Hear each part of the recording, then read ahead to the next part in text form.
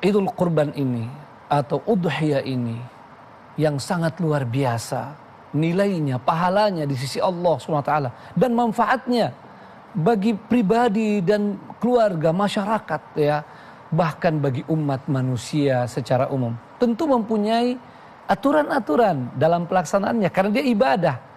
Ibadah ini harus mengikuti petunjuk-petunjuk dari Al-Quran, dari Sunnah, dari contoh Rasulullah SAW.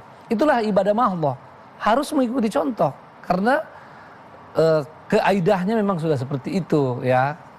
Kita ikuti bagaimana Nabi SAW sholat, bagaimana puasa, dan bagaimana juga melaksanakan ibadah kurban ini. Di antaranya yang penting bahwa hewan kurban itu adalah jenisnya sudah ditentukan ya. Jangan ya pokoknya saya mau berkurban ya. Ini aku mau pilih yang mungkin lebih mahal dari apa yang sudah jadi ketentuan. Tidak boleh, harus mengikuti itu. Unta, sapi, kambing atau domba. Itu yang pertama ya. Jangan bilang saya mau karena di sini orang lebih suka makan ayam, mau 10.000 ekor ayam, lebih mahal daripada kambing. Tidak bisa ya. Karena ini sudah menjadi ketentuan. Itu ibadah mahdhah. Al-aslu fil ibadah at-tahrim ya.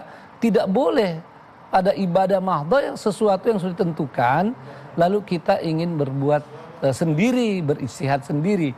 Nah, kemudian ini sudah ada ketentuan-ketentuannya. Kalau unta tidak kurang dari 5 tahun umurnya, ya. Kalau sapi tidak kurang dari 2 tahun, kalau kambing tidak kurang dari 1 tahun, dan kalau domba tidak kurang dari 6 bulan.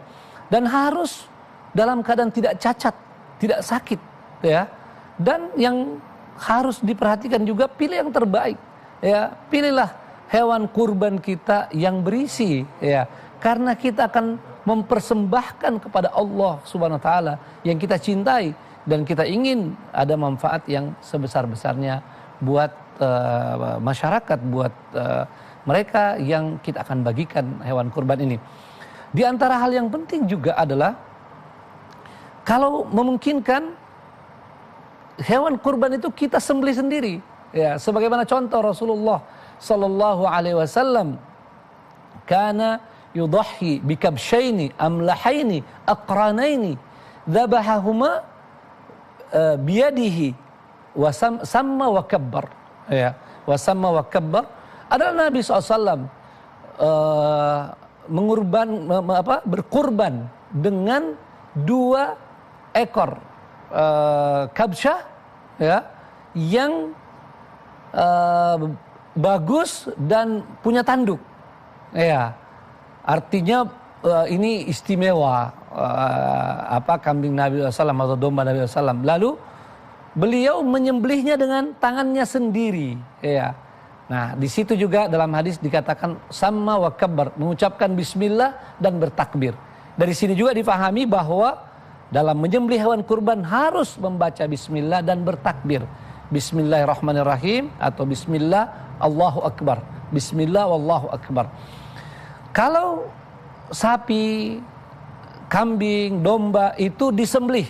Tapi kalau unta, sunnahnya dia dinahar. Ya, seperti dalam surah Al-Kautsar, fasalli li rabbika wanhar. Ya. Wanhar itu kalau unta ada alatnya memang ditusuk ke lehernya. Ya, itu untuk menyembelih unta. Nah, kemudian daging kurban ini itu dibagi menjadi 3 bagian. Ingat, 3 bagian, bukan sepertiga ya. 3 bagian, tidak harus sama ya, tetapi perlu diperhatikan 3 bagian. 3 bagian ini adalah kita makan ya, lalu kemudian ada yang kita hadiahkan dan yang kita bagikan secara umum. Itu adalah petunjuk-petunjuk bagaimana hewan kurban itu. Dan ingat, kalau kita mengambil jasa daripada orang yang menyembelih, tidak boleh dibayar dengan bagian-bagian manapun dari hewan kurban itu. Harus dibayar dari uang di luar dari hewan kurban ya. Kita sempurnakan semua dari hewan kurban ini adalah untuk dimanfaatkan sebagaimana tadi di dalam 3 bagian. Yang tidak kalah pentingnya bahwa daging hewan kurban ini harus segera dibagi ya kepada yang membutuhkannya, kecuali kalau kemudian ada halangan seperti dalam pandemi COVID-19 ini. MUI juga sudah berfatwa boleh disembelih lalu dikalengkan, kemudian dibagi ke tempat yang membutuhkan hewan kurban itu ya, karena saat pandemi misalnya dilakukan penyembelihan mungkin susah pembagian ya, apalagi kalau orang berkerumun, dan ini bisa menyebabkan terjadinya transformasi virus corona. Naudzubillah min dzalik.